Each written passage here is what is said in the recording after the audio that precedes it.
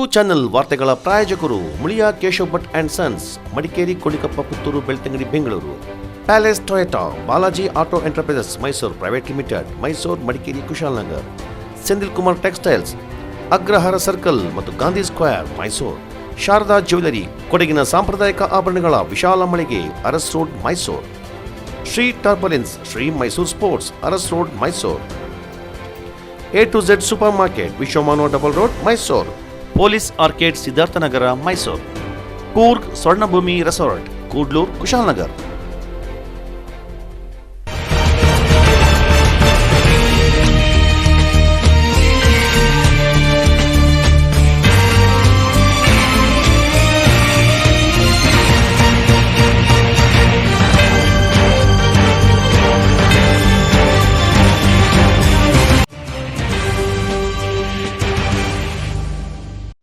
ನರೇಂದ್ರ ಮೋದಿ ನೇತೃತ್ವದ ಕೇಂದ್ರ ಸರ್ಕಾರದೊಂದಿಗೆ ರಾಜ್ಯ ಸರ್ಕಾರವೂ ಕೂಡ ಭ್ರಷ್ಟಾಚಾರದಲ್ಲಿ ಮುಳುಗಿದ್ದು, ಇಂತಹ ಪಕ್ಷಕ್ಕೆ ಮುಂದಿನ ಚುನಾವಣೆಗಳಲ್ಲಿ ಮತದಾರರು ತಕ್ಕ ಪಾಠ ಕಲಿಸಬೇಕೆಂದು ಜೆಡಿಎಸ್ ರಾಜ್ಯಾಧ್ಯಕ್ಷ ಎಚ್.ಕೆ. ಕುಮಾರಸ್ವಾಮಿ ಹೇಳಿದರು.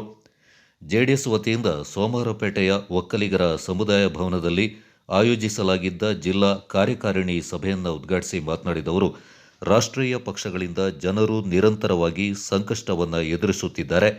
ಚುನಾವಣಾ ಪೂರ್ವದಲ್ಲಿ ನರೇಂದ್ರ ಮೋದಿ ನೀಡಿದ್ದ ಭರವಸೆಗಳು ಹುಸಿಯಾಗಿವೆ. ರಾಜ್ಯ ಸರ್ಕಾರದಿಂದಲೂ ಅಭಿವೃದ್ಧಿ ಶೂನ್ಯವಾಗಿದೆ ಎಂದು ಆರೋಪಿಸಿದರು. ಮುಖ್ಯಮಂತ್ರಿ ಬಸವರಾಜ ಬೊಮ್ಮಾಯಿ ನೇತೃತ್ವದ ಬಿಜೆಪಿ ಸರ್ಕಾರ ಮಲೆನಾಡು ಭಾಗವನ್ನು ಕಡೆಗಣಿಸಿದೆ. ಕೊಡಗು, ಹಾಸನ, ಚಿಕ್ಕಮಗಳೂರು, ಮೈಸೂರು, ಚಾಮರಾಜನಗರ ಭಾಗಕ್ಕೆ ಒಂದೇ ಒಂದು ಸಚಿವ ಸ್ಥಾನ ನೀಡಿಲ್ಲ.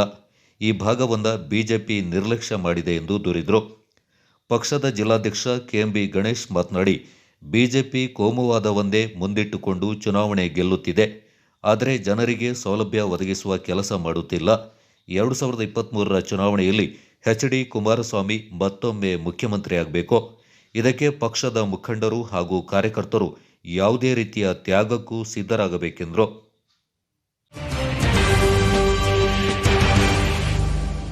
ಮಡಿಕೇರಿಯಲ್ಲಿ ಕೋವಿಡ್ ನಿಯಮ ಗಾಳಿಗೆ ತೂರಿ ಪಡಿತರ ಚೀಟಿಗಾಗಿ ತಾಲೂಕು ಕಚೇರಿಯಲ್ಲಿ ಜನಜಂಗುಳಿ ಏರ್ಪಟ್ಟ ಘಟನೆ ಸೋಮವಾರದಂದು ಜರುಗಿದೆ. ಸರಿಯಾಗಿ ಮಾಸ್ಕ್ ಧರಿಸದೆ, ಸೋಷಿಯಲ್ ಡಿಸ್ಟೆನ್ಸ್ ಇಲ್ಲದೆ ರೇಷನ್ ಕಾರ್ಡ್ ತಿದ್ದುಪಡಿಗಾಗಿ ಜನ ಕಿಕ್ಕಿರಿದು ತುಂಬಿದ್ರು.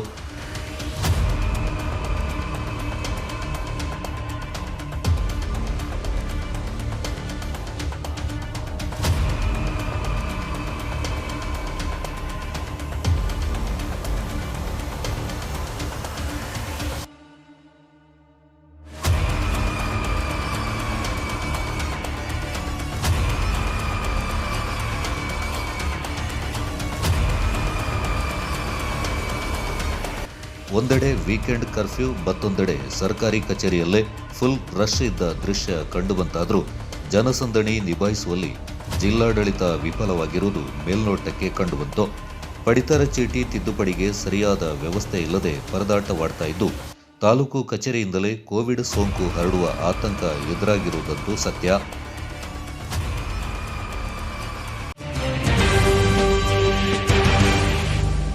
ಸೋಮವಾರಪೇಟೆಯ ಕೊಡವ ಸಮಾಜದಲ್ಲಿ ಆಯೋಜಿಸಲಾಗಿದ್ದ ಕಾರ್ಯಕ್ರಮದಲ್ಲಿ ಶಾಸಕ ಎಂಪಿ ಅಪ್ಪಚ್ಚು ರಂಜನ್, ಅಸಂಘಟಿತ ಕಾರ್ಮಿಕರಾದ ಹಮಾಲರು, ಗೃಹ ಕಾರ್ಮಿಕರು, ಟ್ರೈಲರ್ ಚಿಂದಿಯವರು, ಮೆಕ್ಯಾನಿಕ್, ಅಗಸರು, ಕ್ಷೌರಿಕರು, ಅಕ್ಕಸಾಲಿಗರು, ಕಂಬಾರರು, ಕುಂಬಾರರು, ಭಟ್ಟಿ ಕಾರ್ಮಿಕರು ಒಟ್ಟು 465 ಮಂದಿಗೆ ಪಡಿತರ ಸಾಮಗ್ರಿ ಕಿಟ್ಗಳನ್ನು ವಿತರಣೆ ಮಾಡಿದರು.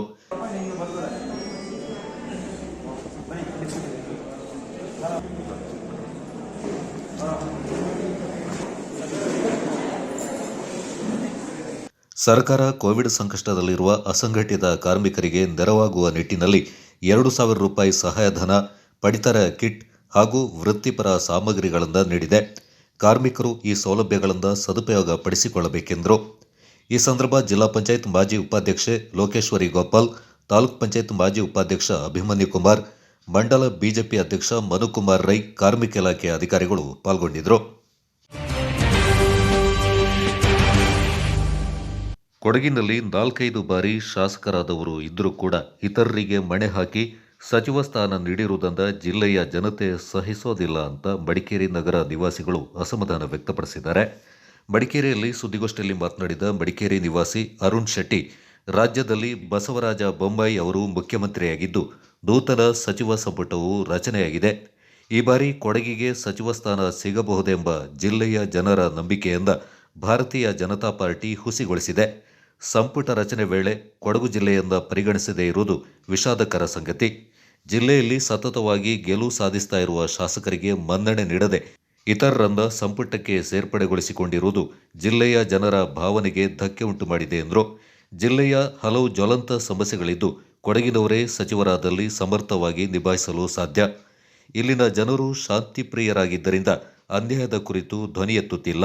ಜಿಲ್ಲೆಗೆ ಸಚಿವ ಸ್ಥಾನ ನೀಡದೇ ಇದ್ದಲ್ಲಿ ಮುಂದಿನ ದಿನಗಳಲ್ಲಿ ಬಿಜೆಪಿಯಿಂದ ತಿರಸ್ಕರಿಸುವ ಸಂದರ್ಭವೂ ಬರಬಹುದೆಂದು ಎಚ್ಚರಿಸಿದರು. ನುರಿತ ಅನುಭವಿ 2 ಜನ ಶಾಸಕರಿಗೆ ಮಂತ್ರಿ ಸ್ಥಾನ ಉಚಿತ ಮಾಡಿದ್ದಾರೆ. ಇದರಿಂದ ಮೊದಲೊಂದು ನಾವು ಪತ್ರಿಕೆಗಳನ್ನು ಕೊಡ್ತಾ ಇದ್ದೀವಿ. 5 ಬಾರಿ ಗೆದ್ದಂಥ ಮಾನ್ಯ ಮಡಿಕೇರಿ ಕ್ಷೇತ್ರದ ಜನನಾಯಕರು ಆಗಿರ್ತಕ್ಕಂಥ ರಂಜನ್ ಅವರನ್ನ ಕಡೆಗಣಿಸಿದ್ದಾರೆ. ಹಾಗೆ ವಿರಾಜಪೇಟೆ ಶಾಸಕರು ಆತ್ಮೀಯವಾಗಿರ್ತಕ್ಕಂಥ ಗೌರವಾನ್ವಿತ ಸನ್ಮಾನ್ಯ KG ಬೋಪಯ್ಯನವರನ್ನು ಸಮೇತ ಪರಿಗಣಿಸದೆ ಇದ್ದದ್ದು ಕೊಡಗಿಗೆ ಮಾಡಿದಂಥ ಘೋರ ಅನ್ಯಾಯ ಅಂತ ಈ ಸಂದರ್ಭದಲ್ಲಿ ಹೇಳಕ್ಕೆ ಇಷ್ಟಪಡ್ತೇನೆ. ಯಾಕೆಂದರೆ ಕೊಡಗಿನ ನೀರನ್ನು ಕುಡಿಯುವವರು ಆ ನೀರಿನ ಋಣವನ್ನು ತೀರಿಸಬೇಕಿತ್ತು. ಯಾಕೆಂದರೆ ಒಂದು ಸಂದರ್ಭದಲ್ಲಿ ಸನ್ಮಾನ್ಯ KG ಬೋಪಯ್ಯನವರು ಸರ್ಕಾರವನ್ನು ಉಳಿಸಿದಂಥ ಮತ್ತು ಸರ್ಕಾರಕ್ಕೆ ಯಾವುದೇ ಕೆಟ್ಟ ಹೆಸರು ಬರದಾಗೆ ನಡೆದುಕೊಂಡಂಥ ರೀತಿ ಅದೆಲ್ಲ ನಮಗೆ ನಮ್ಮ ನಾಡಿನ ಜನತೆ ಗೊತ್ತಿದೆ. ಕೊಡಗಿನ ಜನ ಧ್ವನಿ ಎತ್ತಿಲ್ಲ. ಯಾಕೆಂದರೆ ನಾವು ಶಾಂತಿ ಪ್ರಿಯ ಹುಡುಕತಕ್ಕಂಥ ಒಂದು ಕಾರಣ. ಆ ಕಾರಣದಿಂದ ಇವತ್ತು ವಾಪಸ್ಸನ್ನ ಲಾಬಿ ಮಾಡ್ತಾ ಇಲ್ಲ, ಲಾಬಿ ಆಗ್ತಾ ಇಲ್ಲ, ಈಗ ಕೈ ಕಾಲು ಹಿಡಿತಿಲ್ಲ. ನಾವು ಇಷ್ಟೇ ಕೇಳ್ತಾ ಇದ್ದೀನಿ. ಗೋಷ್ಠಿಯಲ್ಲಿ ಮಡಿಕೇರಿ ನಿವಾಸಿಗಳಾದ ಕಾವೇರಪ್ಪ, ಪಾಂಡಿರ ಪೂಣಚ್ಚ, ಬೆಲ್ಲು ಬೋಪಣ್ಣ, ಸತ್ಯ, ಕಿರಣ್ ಹಾಜರಿದ್ದರು. ಬಿಜೆಪಿ ನೇತೃತ್ವದ ರಾಜ್ಯ ಸರ್ಕಾರದ ಮಂತ್ರಿಮಂಡಲದಲ್ಲಿ ಮಡಿಕೇರಿ ಕ್ಷೇತ್ರ ಶಾಸಕ MP ಅಪ್ಪಚ್ಚು ಅವರಿಗೆ ಸಚಿವ ಸ್ಥಾನ ನೀಡದಿರುವ ಬಗ್ಗೆ ಪಟ್ಟಣ ಪಂಚಾಯಿತಿ ಬಿಜೆಪಿ ಸದಸ್ಯರು ಅಸಮಾಧಾನ ವ್ಯಕ್ತಪಡಿಸಿದ್ದು, ಮುಂದೆ ಅವಕಾಶ ನೀಡದಿದ್ದಲ್ಲಿ ಪ್ರತಿಭಟನೆ ನಡೆಸುವುದಾಗಿ ಎಚ್ಚರಿಕೆ ನೀಡಿದ್ದಾರೆ. ರಂಜನ್ ಅವರು ಕಳೆದ 5 ಅವಧಿಯಲ್ಲಿ ಶಾಸಕರಾಗಿ ಆಯ್ಕೆಯಾಗಿದ್ದು, ಬಿಜೆಪಿ ಸರ್ಕಾರ ಅಧಿಕಾರಕ್ಕೆ ಬಂದರೂ ಅವರಿಂದ ಕಡೆಗಣಿಸಲಾಗಿದೆ. ಜಿಲ್ಲೆಯ ಜ್ವಲಂತ ಸಮಸ್ಯೆಗಳು ಮತ್ತು ಕೊರೋನಾ ಸಂದರ್ಭ ನೇರವಾಗಿ ಕೋವಿಡ್ ವಾರ್ಡ್ಗಳಿಗೆ ತೆರಳಿ ರೋಗಿಗಳಿಗೆ ಧೈರ್ಯ ತುಂಬುವ ಕೆಲಸ ಮಾಡಿದ ರಾಜ್ಯದ ಮೊದಲ ಶಾಸಕರಾಗಿದ್ದಾರೆ. ಕೊಡಗು ರಾಜ್ಯದ ಮೊದಲ ಕಾಂಗ್ರೆಸ್ ಮುಕ್ತ ಜಿಲ್ಲೆಯಾಗಿದೆ. ಇಲ್ಲಿನ ಜನತೆ ಸತತವಾಗಿ ಬಿಜೆಪಿಯಿಂದ ಗೆಲ್ಲಿಸುತ್ತಾ ಬಂದಿದ್ದಾರೆ. ಈ ಕೊಡಗು ಅಂದ್ರೆ ಊಟಾವಕಾಶ, ಮಳೆ ಹಾಗೂ ಇದರಿಂದ ಬೆಟ್ಟ ಸಂದರ್ಭ ಕೂಡ ಪ್ರತಿ ಮನೆ ಹೋಗಿ ಆ ಗುಡ್ಡ ಬಿಟ್ಟಿರ್ಬೋದು ಅಥವಾ ಮಣ್ಣು ಕಿತ್ಕೊಳ್ಳೋದಿರ್ಬೋದು, ಕೋವಿಡ್ ಅವರಿಗೆ ಕಿತ್ಕೊಳ್ಳೋಂಥದ್ದು ಎಲ್ಲ ಮೂಲ ಸೌಕರ್ಯ ನಮ್ಮ ಅಪ್ಪಚ್ಚನವರಿಗೆ ಈ ಬಾರಿ ಶಾಸನ ತಪ್ಪವಾಗಿದೆ. ಆದರೂ ರಾಜ್ಯ ಮಂತ್ರಿಮಂಡಲ ರಚನೆ ಸಂದರ್ಭ ಕೊಡಗನ್ನ ಮರೆತೇ ಇರುವುದು ವಿಷಾದನೀಯ. ಆ ಹಿನ್ನೆಲೆಯಲ್ಲಿ ರಾಜ್ಯ ಸರ್ಕಾರದ ಗಮನ ಸೆಳೆಯಲು ಮಂಗಳವಾರದಂದು ಬೆಂಗಳೂರು ಚಲೋ ಕಾರ್ಯಕ್ರಮ ಹಮ್ಮಿಕೊಳ್ಳಲಾಗಿದೆ ಎಂದರು. ಗೋಷ್ಠಿಯಲ್ಲಿ ಬಿಜೆಪಿ ಅಧ್ಯಕ್ಷ ಹಾಗೂ ನಾಮನಿರ್ದೇಶನ ಸದಸ್ಯ SR ಸೋಮೇಶ್, ಸದಸ್ಯರಾದ BR ಮಹೇಶ್, PK ಚಂದ್ರು, ಶರತ್ ಹಾಜರಿದ್ದರು.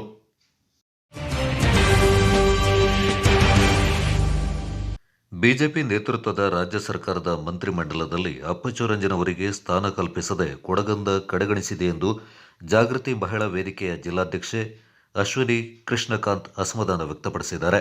ಪತ್ರಿಕಾಗೋಷ್ಠಿಯಲ್ಲಿ ಮಾತನಾಡಿದ ಅವರು, ರಂಜನ್ ಸತತ 25 ವರ್ಷಗಳಿಂದ ಶಾಸಕರಾಗಿದ್ದು ಜನಸಾಮಾನ್ಯರ ಮತ್ತು ಜಿಲ್ಲೆಯ ಸಮಸ್ಯೆಗಳಿಗೆ ಸ್ಪಂದಿಸುತ್ತಾ ಜನಾನುರಾಗಿಗಳಾಗಿದ್ದಾರೆ. ಹಿರಿಯ ಶಾಸಕರಾಗಿರುವ ಅವರನ್ನು ಸಂಪುಟಕ್ಕೆ ಸೇರಿಸಿಕೊಳ್ಳುವ ಮೂಲಕ ಕೊಡಗು ಅಭಿವೃದ್ಧಿಗೆ ಸಹಕರಿಸಬೇಕೆಂದರು. ಕೊರೋನಾ ಟೈಮಲ್ಲಿ ಆಗ್ಬೋದು, ಫ್ಲಡ್ ಆದಾಗ ಆಗ್ಬೋದು, ನಮ್ಮ ಶಾಸಕರು ತುಂಬಾನೇ ಆಕ್ಟಿವ್ ಆಗಿ ಕೆಲಸ ಮಾಡಿದ್ದಾರೆ. ಜನಪ್ರತಿನಿಧಿಗಳಿಗೆ ಅತಿ ಸುಲಭದಲ್ಲಿ ಎಲ್ಲಾ ಕೆಲಸಗಳನ್ನು ಮಾಡ್ಕೊಳ್ಳೋ ಅಚ್ಚುಮೆಚ್ಚಿನ ಶಾಸಕರು ಅಂದ್ರೆ ನಮ್ಮ ಅಪ್ಪಚ್ಚು ರಂಜನ್ ಸರ್. ಸೊ ಅವ್ರಿಗೆ ಇವಾಗ ಸಚಿವ ಸ್ಥಾನ ಮಿಸ್ ಆಗಿರೋದು ನಮ್ಮೆಲ್ಲರಿಗೂ ಬೇಜಾರು ತಂದಿರೋಂಥ ವಿಷಯ. ಕೊಡಗಿಗೆ ಆಗಿರೋ ಅನ್ಯಾಯ ಅಂತ ಹೇಳ್ಬೋದು. ಈ ಅನ್ಯಾಯನ ನಾವು ಖಂಡಿತವಾಗ್ಲೂ ವಿರೋಧಿಸ್ತೀವಿ, ಖಂಡಿಸ್ತೀವಿ. ನಮ್ಗೆ ಒಂದು ಸಚಿವ ಸ್ಥಾನ ಬೇಕು ಕೊಡಗಿಗೆ. ಕಂಟಿನ್ಯೂಸ್ ಆಗಿ ಇವಾಗ ಗೆದ್ಕೊಂಡ್ ಬಂದಿದ್ದಾರೆ. ಬಿಜೆಪಿ ಏನು ಅಂತ ಅರ್ಥ ಮಾಡಿಸಿದ್ದಾರೆ ಜನಗಳಲ್ಲಿ. ಈಗಿನ ಜನರೇಷನ್ ಜನ ಮಕ್ಕಳು, ಸಣ್ಣ ಮಕ್ಕಳಿಂದ ಹಿಡಿದು ವಯಸ್ಕರವರೆಗೂ ಬಿಜೆಪಿ.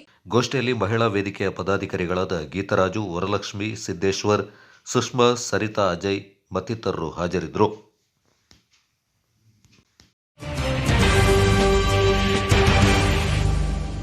ರೋಟರಿ ಸಂಸ್ಥೆ ವತಿಯಿಂದ ಮಡಿಕೇರಿಯ ಅಂಚೆ ನೌಕರರನ್ನ ಆತ್ಮೀಯವಾಗಿ ಸನ್ಮಾನ ಮಾಡಲಾಯಿತು. ನಗರದ ರೋಟರಿ ಸಂಸ್ಥೆಯ ಸಭಾಂಗಣದಲ್ಲಿ ನಡೆದ ಸರಳ ಕಾರ್ಯಕ್ರಮದಲ್ಲಿ ಮುಖ್ಯ ಅಂಚೆ ಕಚೇರಿಯ head post man baby Joseph ಹಾಗೂ ಪೋಸ್ಟ್ ಮ್ಯಾನ್ ಪಿವಿ ವೀಣಾ ಅವರನ್ನ ಸನ್ಮಾನ ಮಾಡಿ ಗೌರವಿಸಲಾಯಿತು. ಬೇಬಿ ಜೋಸೆಫ್ ಅವರು ಮಡಿಕೇರಿ ಮುಖ್ಯ ಅಂಚೆ ಕಚೇರಿಯಲ್ಲಿ ಹೆಡ್ ಪೋಸ್ಟ್ ಮ್ಯಾನ್ ಆಗಿ ಸೇವೆ ಸಲ್ಲಿಸ್ತಾ ಇದ್ದು, ಅಖಿಲ ಭಾರತ ಅಂಚೆ ಇಲಾಖಾ ನೌಕರರ ಸಂಘದ P4 ಕಾರ್ಯದರ್ಶಿಯಾಗಿ ಮತ್ತು ಕರ್ನಾಟಕ ವಲಯ P4 ಸಂಘದ ಸಂಘಟನಾ ಕಾರ್ಯದರ್ಶಿಯಾಗಿ ಕಾರ್ಯನಿರ್ವಹಿಸ್ತಾ ಇದ್ದಾರೆ. ಇವರಿಬ್ಬರು ಕೋವಿಡ್ ಸಂದಿಗ್ಧ ಪರಿಸ್ಥಿತಿ ಮತ್ತು ಅತಿ ಮಳೆಯ ಸಂದರ್ಭವು ಉತ್ತಮ ರೀತಿಯಲ್ಲಿ ಸೇವೆ ಸಲ್ಲಿಸಿದ್ದಾರೆ. ಇದನ್ನ ಮನಗಂಡು ರೋಟರಿ ಸಂಸ್ಥೆ ಸನ್ಮಾನಿಸಿ ಗೌರವಿಸಿತು. ಮಡಿಕೇರಿಯ ಮುಖ್ಯ ಅಂಚೆ ಕಚೇರಿಯ ಪೋಸ್ಟ್ ಮಾಸ್ಟರ್ TP ಶ್ರೀನಿವಾಸ್ ಮತ್ತಿತರರು ಕಾರ್ಯಕ್ರಮದಲ್ಲಿ ಹಾಜರಿದ್ದರು.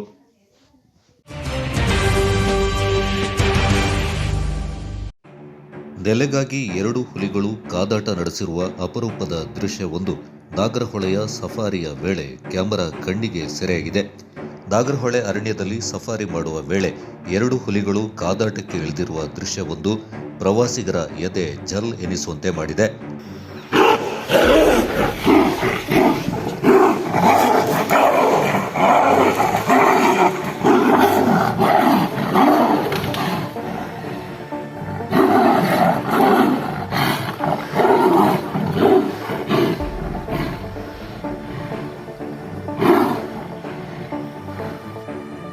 ನೆಲೆಯ ವಿಚಾರವಾಗಿ ಸಾಕಷ್ಟು ಬಾರಿ ಇಂತಹ ಕಾದಾಟಗಳು ಹುಲಿಗಳಲ್ಲಿ ನಡೆದಿರುವುದು ಸಾಮಾನ್ಯ. ಈ ವೇಳೆ ಸಾಕಷ್ಟು ಹುಲಿಗಳು ಗಾಯಗೊಂಡಿರುವುದು ಅಥವಾ ಸಾವನ್ನಪ್ಪಿರುವ ಬಗ್ಗೆ ಸಾಕಷ್ಟು ವರದಿಗಳು ಬಂದಿವೆ. ಆದರೆ ಅಪರೂಪಕ್ಕೆ ಇಂತಹ ಕಾದಾಟವೊಂದು ನಾಗರಹೊಳೆಯಲ್ಲಿ ಕ್ಯಾಮೆರಾಗೆ ಸೆರೆಯಾಗಿರುವುದು ವಿಶೇಷವಾಗಿದೆ.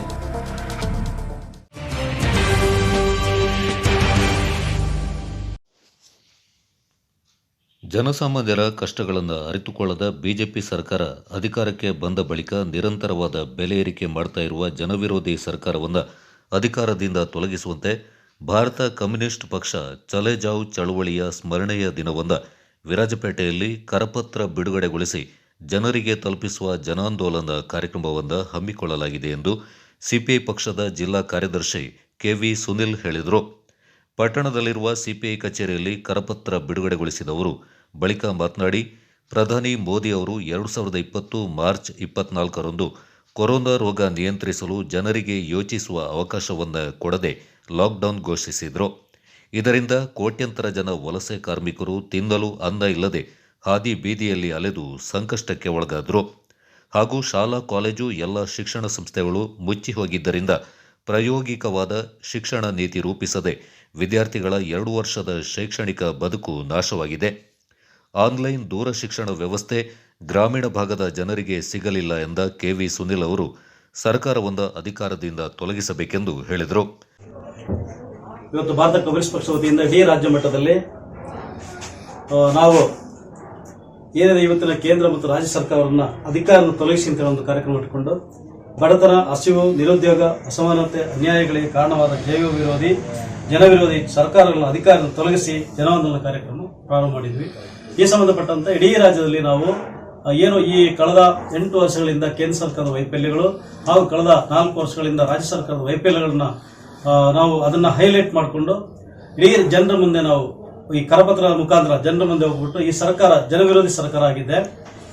ಈ ಸರ್ಕಾರ ಬಂದ ಮೇಲೆ ಜನರ ಸಮಸ್ಯೆಗಳು ಅತಿಯಾಗಿದೆ ಹೊರತು ಜನರ ಸಮಸ್ಯೆಗಳು ಪರಿಹಾರ ಮಾಡಲಿಕ್ಕೆ ಈ ಸರ್ಕಾರ ಎಲ್ಲಾ ಮಟ್ಟದಲ್ಲೂ ಅದು ವಿಫಲವಾಗಿದೆ.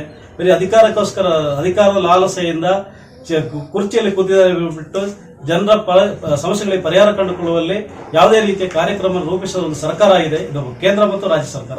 ಈ 2 ಸರ್ಕಾರಗಳನ್ನು ತೊಲಗಿಸಬೇಕು ಅಂತ ಹೇಳಿ ಇಡೀ ರಾಜ್ಯ ಮಟ್ಟದಲ್ಲಿ ಇವತ್ತು ಆಗಸ್ಟ್ 9 ಏನು ನಾವು 1942ರಲ್ಲಿ ಚಲೆ ಜಾವ್ ಬ್ರಿಟಿಷರ ತೊಲಗಿಸಿದಂತೆ ಅವತ್ತು ಘೋಷಣೆ ಹಾಕಿದ್ವಿ. ಅದೇ ರೀತಿಯಲ್ಲಿ ಇವತ್ತು ಏನು ಜನವಿರೋಧಿ ಸರ್ಕಾರ, ಜೀವ ವಿರೋಧಿ ಸರ್ಕಾರ ಅಧಿಕಾರದಿಂದ ತೊಲಗಿಸಿ ಅನ್ನುವ ಈ ಘೋಷಣೆ ಇಟ್ಟುಕೊಂಡು ಈ ಕಾರ್ಯಕ್ರಮವನ್ನು ಹಮ್ಮಿಕೊಂಡಿದ್ವಿ.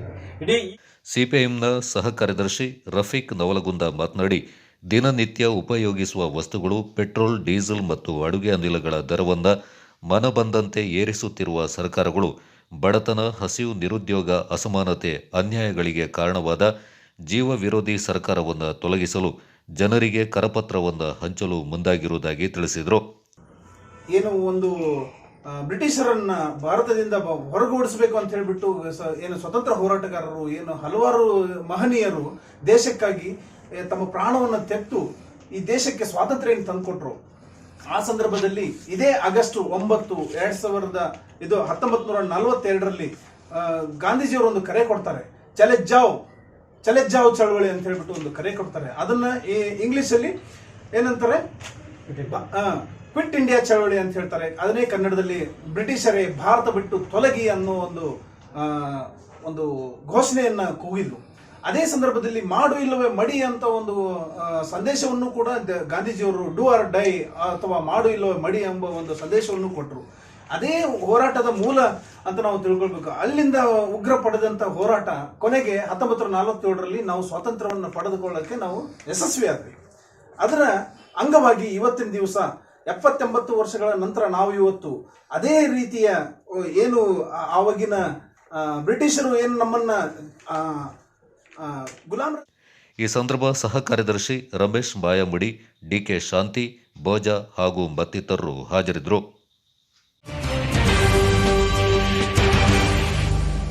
ಮಡಿಕೇರಿ ಶಾಸಕ ಅಪ್ಪಚ್ಚು ರಂಜನ್ ಅವರಿಗೆ ಸಚಿವ ಸ್ಥಾನ ನೀಡದಿರುವ ಬಗ್ಗೆ ಕುಶಾಲನಗರ ಬಿಜೆಪಿ ಪ್ರಮುಖರು ತೀವ್ರ ಅಸಮಾಧಾನ ವ್ಯಕ್ತಪಡಿಸಿದ್ದಾರೆ. ಕಳೆದ 5 ಬಾರಿ ಶಾಸಕರಾಗಿ ಜನಪ್ರಿಯರಾಗಿರುವ ಅಪ್ಪಚ್ಚು ರಂಜನ್ ಅವರಿಗೆ ಕೂಡಲೇ ಸಚಿವ ಸ್ಥಾನ ನೀಡುವಂತೆ ಬಿಜೆಪಿ ವರಿಷ್ಠರಿಂದ ಒತ್ತಾಯಿಸಿದ್ದಾರೆ. ಈ ಬಗ್ಗೆ ಕುಶಾಲನಗರದಲ್ಲಿ ನಡೆದ ಸುದ್ದಿಗೋಷ್ಠಿಯಲ್ಲಿ ಮಾತನಾಡಿದ ನಗರ ಬಿಜೆಪಿ ಅಧ್ಯಕ್ಷ ವಿಎನ್ ಉಮಾಶಂಕರ್, ಶಾಸಕ ರಂಜನ್ ಅವರಿಗೆ ಸಚಿವ ಸ್ಥಾನ ನೀಡದೆ ಜಿಲ್ಲೆಗೆ ಅನ್ಯಾಯ ಮಾಡಲಾಗಿದೆ. ಪ್ರತಿ ಬಾರಿ ಕೂಡ ಜಿಲ್ಲೆಯಿಂದ ಕಡೆಗಣಿಸುವ ಮೂಲಕ ಮಲತಾಯಿ ಧೋರಣೆ ಅನುಸರಿಸ್ತಾ ಇರುವುದು ಸರಿಯಲ್ಲ.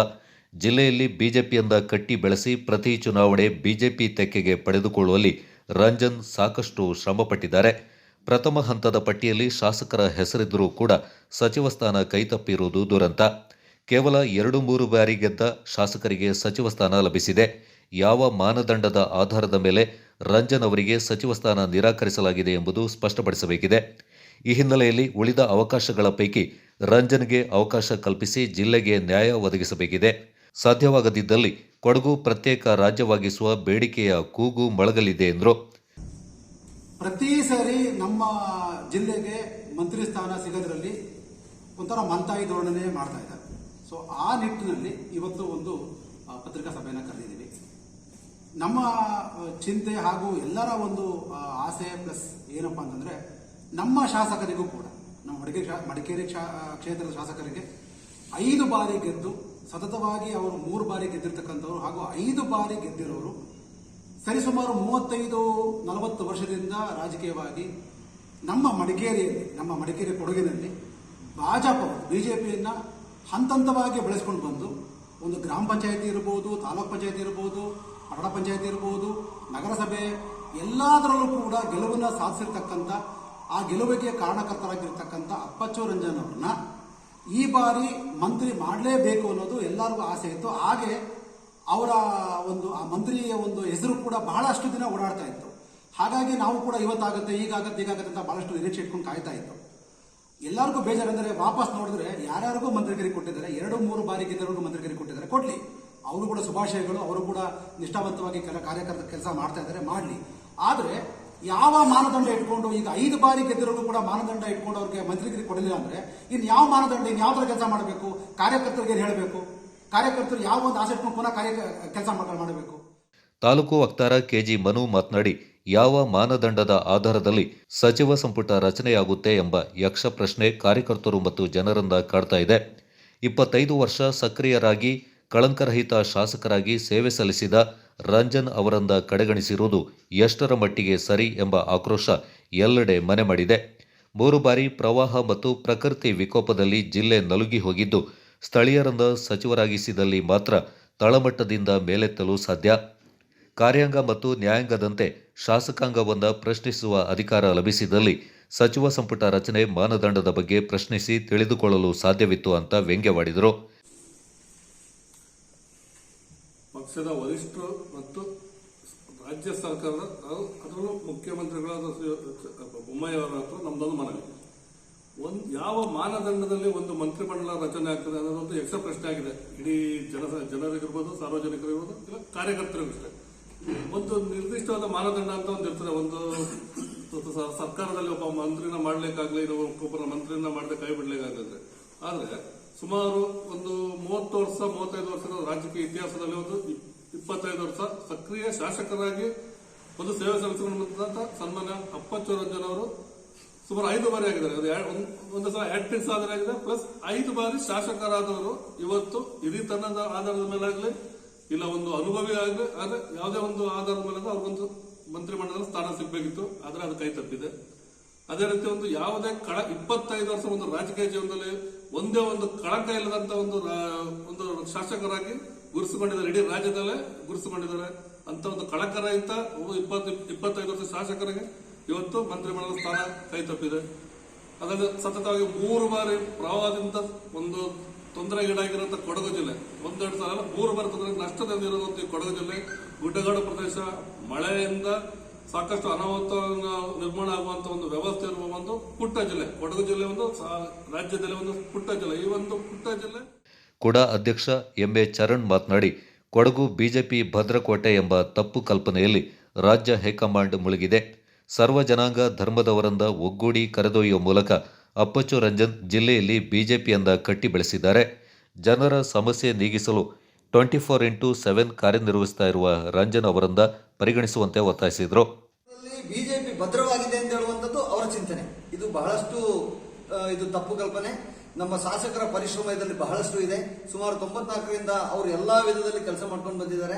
ಪ್ರತಿ ಬಾರಿ ಉಸ್ತುವಾರಿ ಹೊರಗಡೆ ಅವರು ಬರುವಂತ ಸಂದರ್ಭದಲ್ಲೂ ಅವ್ರನ್ನ ಸ್ವಾಗತ ಮಾಡಿ ಅವ್ರಿಗೆ ಏನೆಲ್ಲ ಆಗಬೇಕು ಅವ್ರ ಜೊತೆ ಒಳ್ಳೆ ಒಡನಾಟವನ್ನು ಇಟ್ಕೊಂಡಿದ್ದಾರೆ. ಆ ಸಂದರ್ಭದಲ್ಲಿ ಕಳೆಸಲ ನಮ್ಮ ಉಸ್ತುವಾರಿ ಸಚಿವರಾದ ಸೋಮಣ್ಣನವರು ಬಂದಿರುವಂತಹ ಸಂದರ್ಭದಲ್ಲೂ ಕೂಡ ನಿಮ್ಮ ಪಕ್ಷದ ಹಿರಿಯರು ಇದ್ದಾರೆ, ಅವರೆಲ್ಲ ಮಾಡ್ತಾರೆ ಅಂತ ಹೇಳುವಂತ ಆಶ್ವಾಸನೆ ಕೊಡ್ತಾರೆ. ಆದ್ರೆ ಶಾಸಕರಾಗಿ ಕೆಲಸ ಮಾಡೋದಕ್ಕೂ ಮಂತ್ರಿಯಾಗಿ ಕೆಲಸ ಮಾಡೋದಕ್ಕೂ ಬಹಳಷ್ಟು ವ್ಯತ್ಯಾಸ ಇದೆ. ಸೊ ದಯವಿಟ್ಟು ನಮ್ಮ ಹೈಕಮಾಂಡ್ ಇದನ್ನ ಪರಿಗಣನೆಗೆ ತಗೋಬೇಕು. ಕೊಡಗು ಜಿಲ್ಲೆಯಲ್ಲಿ ಕಾಂಗ್ರೆಸ್ ಮುಕ್ತ ಮಾಡಲಿಕ್ಕೆ ಅಪ್ಪಚ್ಚು ರಂಜನ್ ಅವರ ಕಾಂಟ್ರಿಬ್ಯೂಷನ್ ಬಹಳಷ್ಟು ಇದೆ. ಈಗಾಗಲೇ ಕಳೆದ ಬಾರಿ ಜಿಲ್ಲಾ ಪಂಚಾಯತಿ ನಮ್ದಾಗಿತ್ತು, ಎಲ್ಲಾ ನಗರಸಭೆಗಳು ನಮ್ದಾಗಿತ್ತು, ಪಟ್ಟಣ ಪಂಚಾಯತಿ ನಮ್ದಾಗಿತ್ತು, ಗ್ರಾಮ ಪಂಚಾಯತಿ ನಮ್ದಾಗಿತ್ತು. ಇದೆಲ್ಲ ಒಬ್ಬ ಶಾಸಕರು ಸಕ್ರಿಯವಾಗಿ ಕೆಲಸ ಮಾಡಿದ್ರೆ ಮಾತ್ರ ಸಾಧ್ಯ. ವಾರದ 7 ದಿನ, ಒಂದು ದಿನ ಅವರು ಬೆಂಗಳೂರು ವಿಧಾನಸೌಧಕ್ಕೆ ಹೋಗೋದು ಬಿಟ್ರೆ ಪ್ರತಿ ದಿನ ಬೆಳಿಗ್ಗೆ 8 ಗಂಟೆಯಿಂದ 9:30, 10 ಗಂಟೆವರೆಗೆ ಅವರ ಮನೆಯಲ್ಲಿ ಪ್ರತಿ ನಾಡಿನ ಜನರ ಸಮಸ್ಯೆಗಳನ್ನ ಆಲಿಸಕ್ಕೆ ಕಾದಿರ್ತಾರೆ. 8 ಗಂಟೆಗೆ ನಿರಂತರವಾಗಿ ಕೆಲಸ ಮಾಡ್ತಾರೆ. ಯಾವುದೇ ಕಾರ್ಯಕ್ರಮಗಳು ಬಂದರೂ ಯಾವುದೇ ಒಂದು ಟೈಮಿಂಗ್ಸ್ ಅಂತ ಆ ಟೈಮಿಂಗ್ಸ್ ಅಲ್ಲಿ ಆ ಕಾರ್ಯಕ್ರಮವನ್ನು ಅಟೆಂಡ್ ಮಾಡ್ತಾರೆ. ಎಲ್ಲವರ ಕಷ್ಟಗಳಿಗೆ ಸಹಜವಾಗಿ ಸ್ಪಂದಿಸ್ತಾರೆ. ಒಬ್ಬ ಗ್ರಾಮ ಪಂಚಾಯತಿ, ಒಬ್ಬ ಪಟ್ಟಣ ಪಂಚಾಯತಿ ಅಧ್ಯಕ್ಷ, ಒಬ್ಬ ಸದಸ್ಯ ಒಂದು ಬಾರಿ ಗೆದ್ದಾಗ ಅವನಿಗೆ ಪಂಚಾಯತಿಯಲ್ಲಿ ಅಧ್ಯಕ್ಷ ಆಗಬೇಕು, ಇನ್ನೊಂದು ಆಗಬೇಕು ಅಂತ ಹೇಳುವ ಒಂದು ಆಸೆ ಹುಟ್ಟುತ್ತದೆ. ಬಹಳಷ್ಟು ಅದಕ್ಕೆ ಸಿಗದಿದ್ರೆ ಬೇಜಾರು ಮಾಡ್ತಾನೆ. ನಿರಂತರವಾಗಿ 5 ಬಾರಿ ಶಾಸಕರಾಗಿ ಗೆದ್ದಂತ ನಮ್ಮ ಶಾಸಕರು ಒಂದು ಬಾರಿ ಮಂತ್ರಿ ಪದವಿ ಸಿಗ್ಲಿಲ್ಲ ಅಂತ ಹೇಳುವಾಗ ಅವರ ತೊಳಲಾಟ ಎಷ್ಟಿರಬೇಕು ಅಂತ ಹೇಳುವಂಥದ್ದು ನಮ್ಮ ಪ್ರಶ್ನೆ. ಆದ್ರಿಂದ ದಯವಿಟ್ಟು ಮುಂದಿನ ದಿನಗಳಲ್ಲಿ ಇವ್ರನ್ನ 4 ಸೀಟ್ ಏನು ಉಳ್ಕೊಂಡಿದೆ ಅದರಲ್ಲಿ ನಮ್ಮ ಶಾಸಕರನ್ನ ವಿಶ್ವಾಸಕ್ಕೆ ತಗೊಂಡು ಅವರಿಗೆ. ಪಟ್ಟಣ ಪಂಚಾಯತ್ ಅಧ್ಯಕ್ಷ ಬಿ ಜಯವರ್ಧನ್ ಮಾತನಾಡಿ, ಜಿಲ್ಲೆಗೆ ಆಗಮಿಸುವ ಪಕ್ಷದ ಮುಖಂಡರು ಜಿಲ್ಲೆಯಿಂದ ಹಾಡಿ ಹೊಗಳುವುದನ್ನ ಬಿಟ್ಟರೆ ಸಾಮಾಜಿಕವಾಗಿ ಒದಗಿಸಬೇಕಾದ ನ್ಯಾಯ ಒದಗಿಸುವಲ್ಲಿ ವಿಫಲರಾಗಿದ್ದಾರೆ. ಕಾಂಗ್ರೆಸ್ ಮುಕ್ತ ಜಿಲ್ಲೆಯಾಗಿಸುವಲ್ಲಿ ಯಶಸ್ವಿಯಾಗಿರುವ ರಂಜನ್ ಅವರಿಗೆ ಸಚಿವ ಸ್ಥಾನ ನೀಡಬೇಕಿದೆ ಎಂದು ಒತ್ತಾಯಿಸಿದರು. ಗೋಷ್ಠಿಯಲ್ಲಿ ಪಟ್ಟಣ ಪಂಚಾಯತ್ ಸದಸ್ಯ ಬಿ ಅಮೃತ್ ರಾಜ್, ರಾಜ್ಯ ಬಿಜೆಪಿ ಎಸ್ಟಿ ಮೋರ್ಚಾ ಕಾರ್ಯದರ್ಶಿ ಮಂಜುಳಾ, ತಾಲೂಕು ಉಪಾಧ್ಯಕ್ಷ ವರದ, ಶಕ್ತಿ ಕೇಂದ್ರದ ಪ್ರಮುಖ ಪ್ರವೀಣ್ ಹಾಜರಿದ್ದರು.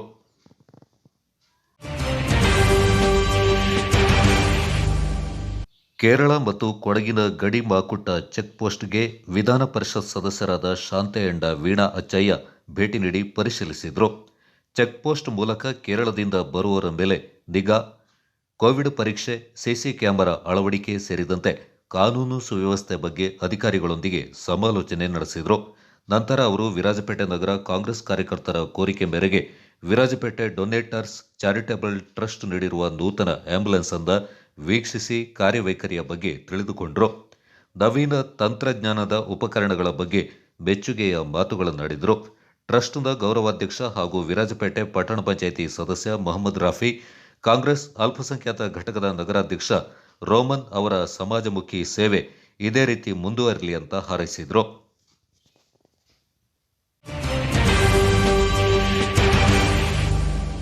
ಕಾಂಗ್ರೆಸ್ ಹಿರಿಯ ಮುಖಂಡರು ಹಾಗೂ ರಾಜ್ಯಸಭಾ ಸದಸ್ಯರೂ ಆಗಿರುವ ಆಸ್ಕರ್ ಫೆರ್ನಾಂಡಿಸ್ ಅವರ ಆರೋಗ್ಯಕ್ಕಾಗಿ ಕಲ್ಲುಗುಂಡಿ ಮತ್ತು ಪೇರಡ್ಕದಲ್ಲಿ ಸರ್ವಧರ್ಮ ಪ್ರಾರ್ಥನೆ ನಡೆಯಿತು. ಮುಹಿಯುದ್ದೀನ್ ಜುಮಾ ಮಸ್ಜಿದ್ ಪೇರಡ್ಕ ಇದರ ಗೌರವಾಧ್ಯಕ್ಷರು ಹಾಗೂ ಕಾಂಗ್ರೆಸ್ ಮುಖಂಡರಾದ ಟಿಎಂ ಶಾಹಿದ್ ತೆಕ್ಕೀಲ್ ಅವರ ನೇತೃತ್ವದಲ್ಲಿ ಪೇರಡ್ಕ ವಲಿಯುಲ್ಲಾಹಿ ದರ್ಗಾ ಶರೀಫ್ನಲ್ಲಿ ವಿಶೇಷ ದುವಾ ಪ್ರಾರ್ಥನೆ ಸಲ್ಲಿಸಲಾಯಿತು. ಕಲ್ಲುಗುಂಡಿ ಸೈಂಟ್ ಫ್ರಾನ್ಸಿಸ್ ಸೇವಿಯರ್ ಸವೇರಪುರ ಚರ್ಚ್ನಲ್ಲಿ ಫಾದರ್ ಪೌಲ್ ಕ್ರಾಸ್ತಾ ವಿಶೇಷ ಪ್ರಾರ್ಥನೆಯನ್ನು ಸಲ್ಲಿಸಿದರು. ಕಲ್ಲುಗುಂಡಿ ವಿಷ್ಣುಮೂರ್ತಿ ದೇವಸ್ಥಾನದಲ್ಲಿ ಜಗದೀಶ್ ರೈ ಅವರ ನೇತೃತ್ವದಲ್ಲಿ ಪ್ರಾರ್ಥನೆ ಸಲ್ಲಿಸಲಾಯಿತು.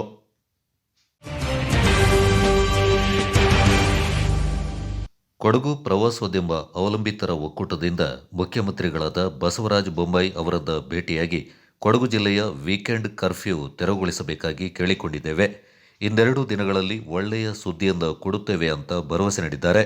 ಈ ಸಂದರ್ಭದಲ್ಲಿ ಕೊಡಗು ಜಿಲ್ಲಾ ಅಧ್ಯಕ್ಷರು ಕೆಕೆ ಮಂಜುನಾಥ್ ಕುಮಾರ್, ಲಕ್ಷ್ಮೀನಾರಾಯಣ್, ಜಿಲ್ಲಾ ಸಂಘಟನಾ ಕಾರ್ಯದರ್ಶಿ ಸುಮನ್, ಕೂರ್ಗು ಮಂಜು, ಜಿಲ್ಲಾ ಸಹ ಕಾರ್ಯದರ್ಶಿ ಹಾಗೂ ನಿರ್ದೇಶಕರಾದ ತಂಬಯ್ಯ ಅವರು ಹಾಜರಿದ್ದರು.